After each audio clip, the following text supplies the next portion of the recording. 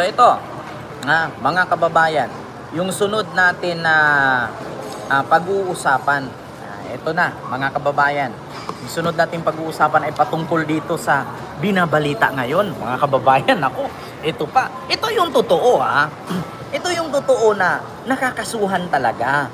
Bakit mga kababayan?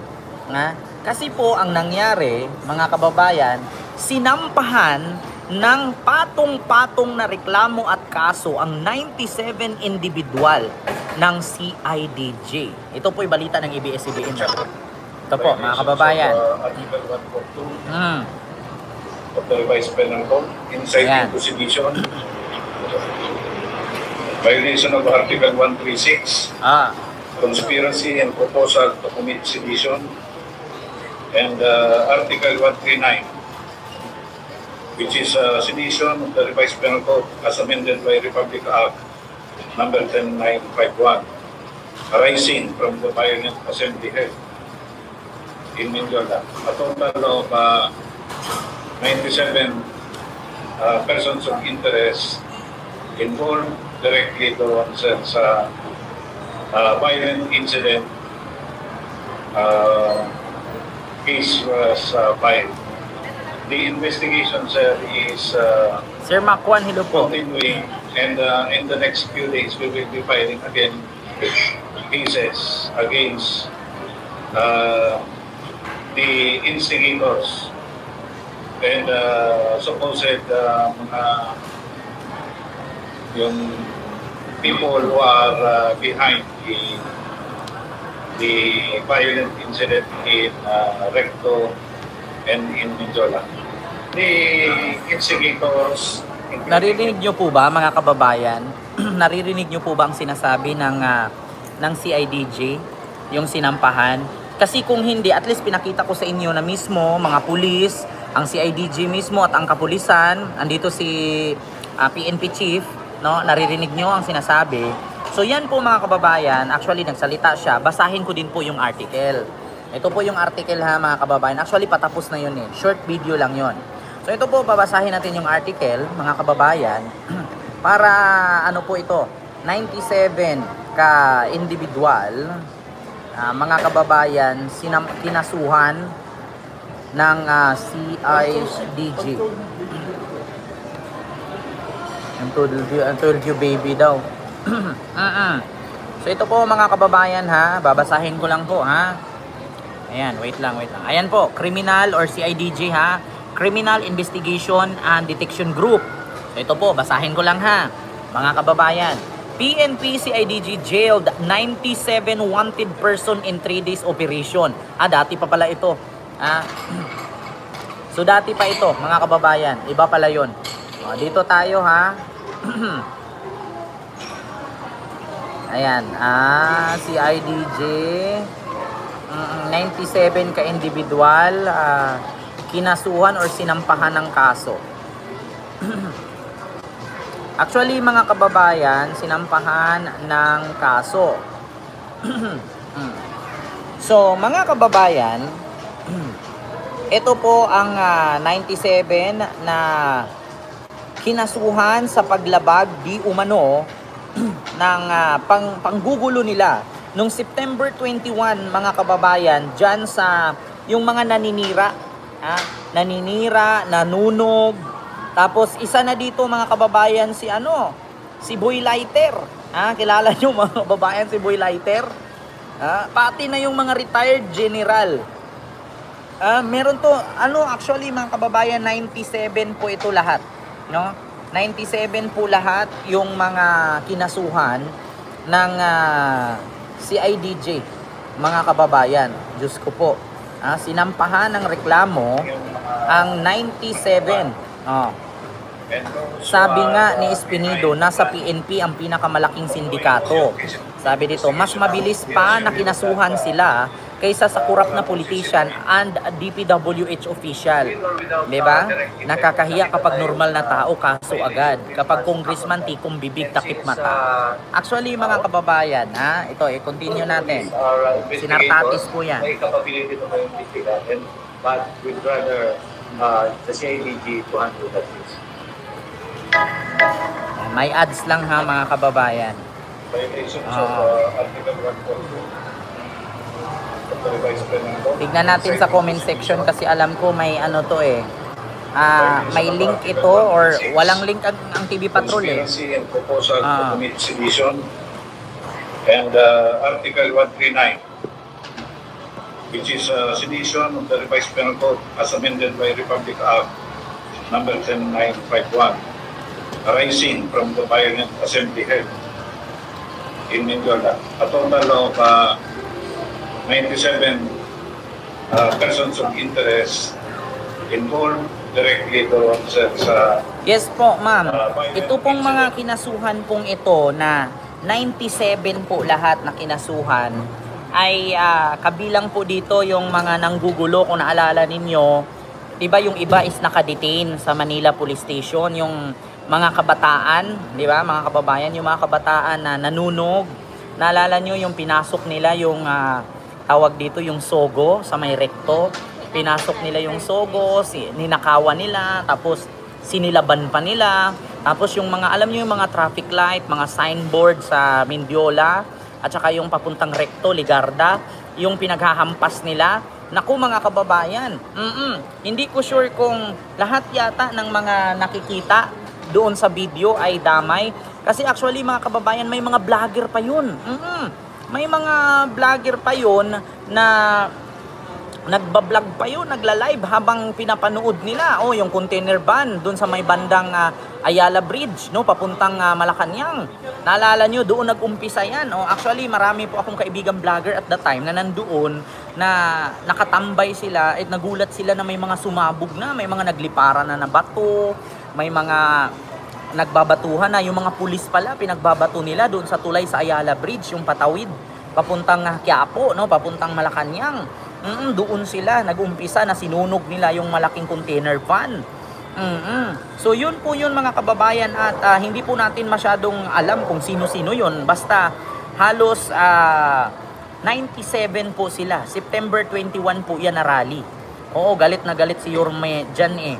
Yung mga rapper na naghihikayat Ken kasama ba? Actually siguro po kasi nandoon sila eh.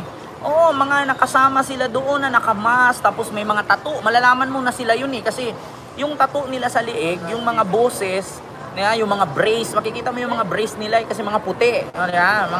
May mga bato-bato. Tapos yung mga, naalala nyo, yung mga pulis na hinaharang sila para hindi sila manggulo. Ang ginawa nila, binato nila nakita ko nga yung isa sa TikTok na pulis na binato, tumama sa likod.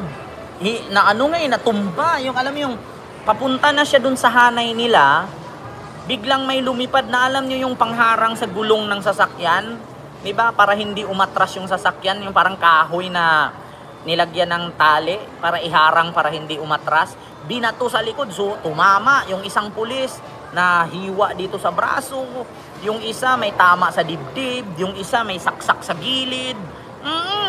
Kaya yun po yun mga kababayan, kung ikaw ang nasa hanay ng kapulisan, hindi ka gagawa ng hindi ka magsampa ng kaso doon, naku, alam niyo sa totoo lang, ito I will tell you frankly, hindi po lahat ng pulis masama. May mga pulis pong matitino. Yung ibang pulis dyan, yun yung mga nananabla na lang eh, na mga masasama. Alam niyo sa totoo lang mga kababayan, alam niyo ba ang buhay ng pulis? Paglabas ng pinto niyan, hindi na nila alam kung ano ang susunod na mangyari sa buhay nila. Tandaan ninyo ang mga pulis paglabas ng pinto, hindi nila alam na ano ang sunod na mangyari sa buhay nila. Kasi tandaan ninyo, pulis din yan sila, tao din po yan. Pangalawa, ang bawat pamilya ng pulis, nagdadasal yan na sana pag-uwi ng asawa ko, buhay. Sana pag-uwi ng asawa ko, walang sugat. Oo, kawawa. Alam mo, sa totoo lang itong mga pulis, hindi naman lahat ng pulis masama. Sa ngayon kasi ang pulis medyo sumasabit kasi maraming pulis na nasangkot sa krimen. Diba? Pero hindi naman lahat. Tandaan ninyo mga kababayan, ang pulis, araw-araw na labas niyan, araw-araw nakasalalay ang buhay nila. Bakit? Hindi mo alam na paglabas mo ngayon sa bahay mo umaga, hindi mo alam, baka pagkahapon di ka na makauwi. Totoo yan, mga kababayan. Ganon ang buhay ng pulis. Yung mga pulis, ang ginawa nila, sumunod lang sila sa kanilang tungkulin at sa kanilang sinumpaang salaysay bago sila nagpulis. Ewan ko dito sa mga relihista na yung galit nila, sa pulis nila binato. Yung galit nila, sa pulis nila inilaan. Wala namang kinalaman yung pulis kasi sinunod lang nila kung ano ang trabaho nila.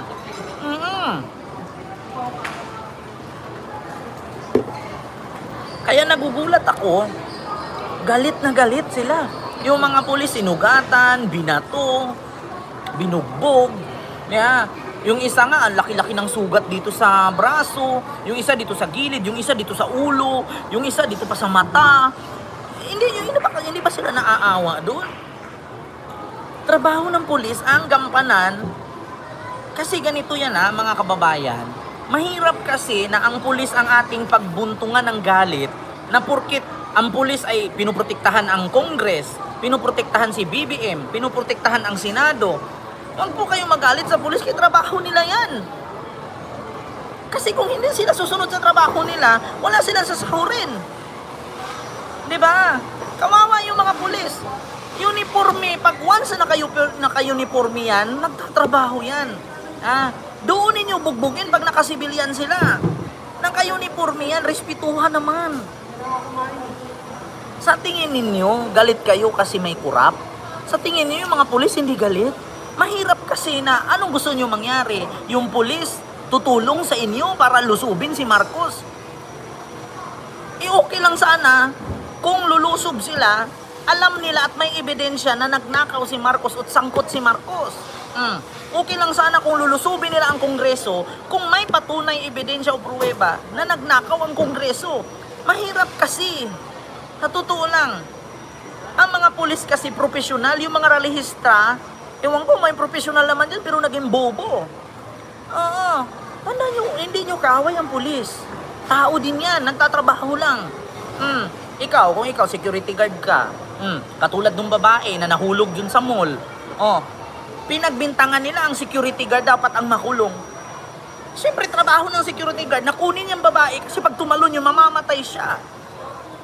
Tapos ngayon, ang kinoment doon, napanood ninyo, yung trending na video ngayon, na isang batang estudyante na pumatong doon sa 3rd floor ba yun, 4th floor ba yun ng mall. Ngayon, nang hahablutin ng pulis, tumalon. Ngayon, ang pinagbintangan nila dapat daw makulong yung pulis, ay yung security guard. Trabaho ng security guard yun. Alam nyo, sa totoo lang, kahit hindi galawin ng security guard doon, kahit hindi niya kunin yun, pag once na nahulog yun, pananagutan ng mall yun kasi nasa loob ng mall yun. Diba? At kung kaya ng pulis na kunin niya. Ng security, kasi security siya eh. Hindi nyo ba alam? Galawin man ng security yun, abutin man ng security yun o hindi, pananagutan pa rin yun ng mall kung doon yun nahulog at namatay sa loob ng mall. Diba? May trending ngayon na estudyante na tumalon. Napanood nyo yun? Ito ba yun? Pakita ko sa inyo katulad nito. Saan ba yun? Student. Tumalon. Tumalon sa mall. Tapos alam nyo, mga kababayan, ito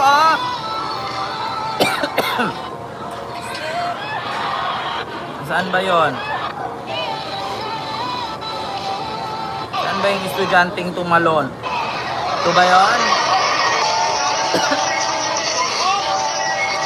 Ay, hindi pala. May tumalon sa mall. Update on this. So, nag-release na ng official statement ang SM North EDSA. So, sabi nila, with extreme sadness, we sympathize with a group of youngsters regarding the incident that happened outside our mall today. And technically, si Manong security guard, na-dismiss siya at hindi na pwede magtrabaho sa any SM malls nationwide. I'm glad na please na... Kita ninyo? Yung security guard nag-resign. Hindi na siya pwedeng magtrabaho saan mang mall sa buong Pilipinas. Dahil lang dun sa estudyanteng tumalon. Hindi naman gustuhin ng security guard na tumalon yun eh. Kasi kahit galawin ng security guard yun, kunin ng security guard yun o hindi, pananagutin pa rin ng mall. Tignan ninyo, Kasalanan ng estudyante yun. Ba't siya tumatalon-talon doon? Kung may problema siya, sagot ba? Rason ba ang talon? Kapag utak didiis, ganyan. Pag may problema ka, hindi po makaresolba ang pagtalon. Pag may problema ka, itulog mo yan. Pagising mo, problema pa rin, di ba?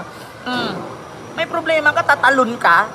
Okay lang kung pag tumalon ka, una ulo. Kung tumalon ka, una paa, napilay ka pa, mas lalong lalaki problema mo, tanga-tanga.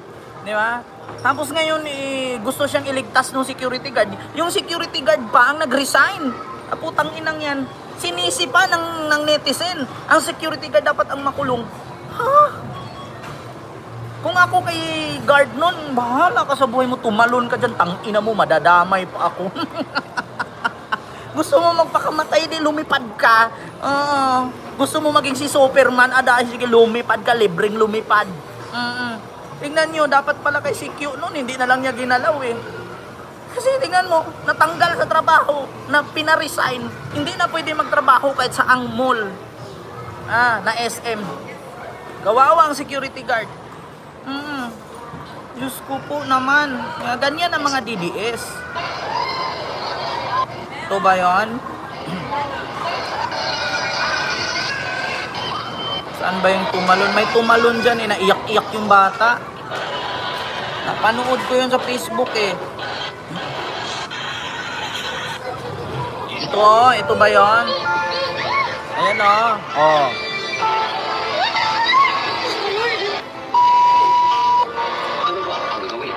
Ayan siya Ayan tumalon, di ba? Nagtatrabaho lang ng ayos. Kaya minsan, kayong mga DDS, itigil nyo yan. Tignan nyo, mga nangyayari sa inyo. Sama-sama kayo dun sa rally, naka-face mask pa kayo. Tapos manawagan pa kayo dyan sa rally, may dala na ba kayong lighter? Ngayon, 97, babae po yung tumalon, Mama Maria Fe. 97 ka mga individual na sangkot sa rally nung September 21, kinasuhan ng sedisyon. Sa madaling salita, hindi lang sedisyon yun, marami. Ibig sabihin ng sedisyon kasi, yun yung pagre-rebuilde, no?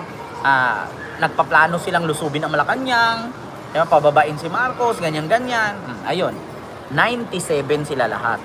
Naku po, magugulat na lang tayo, arestuhin isa-isa yan.